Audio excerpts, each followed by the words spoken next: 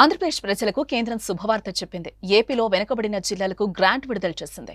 2100 కోట్లు ఇవ్వాలని నీతి ఆయోగ్ ప్రతిపాదించగా జిల్లాకు 300 కోట్ల చొప్పున 7 జిల్లాలకు కేంద్రం సాయం అందించింది. 7 జిల్లాలకు 1750 కోట్లు విడుదల చేసినట్లు కేంద్ర సహాయ మంత్రి పంకజ్ చౌదరి తెలిపారు. కాగా నీతి ఆయోగ్ పాలక మండలి సమావేశంలో ముఖ్యమంత్రి చంద్రబాబు ఏపీ తరపున పలు ప్రతిపాదనలు చేశారు. ప్రభుత్వ ప్రైవేటు భాగస్వామ్య విధానంతో దేశం ఎలా లబ్ధి పొందుతుందో అని పేర్కొన్నారు. ఈ విధానంతో పేదరిక నిర్మూలన సాధ్యమవుతుందని వివరించారు. ప్రభుత్వ ప్రైవేటు భాగస్వామ్య విధానంతో దేశం ఎలా లబ్ధి పొందుతుందని పేర్కొన్నారు. ఈ విధానంతో పేదరిక నిర్మూలన సాధ్యమవుతుందని వివరించారు. దేశంలో తొలి 10% మంది సంపన్నులు నిరుపేదలుగా ఉన్న 20% మందిని దత్తత తీసుకుని వారి అభివృద్ధికి కృషి చేయాలని పేర్కొన్నారు. వికసిత్ భారత్ ప్రయాణంలో భాగస్వామి కావడానికి ఏపీ ఎంతో ఆసక్తితో ఎదురుచూస్తోందని అన్నారు.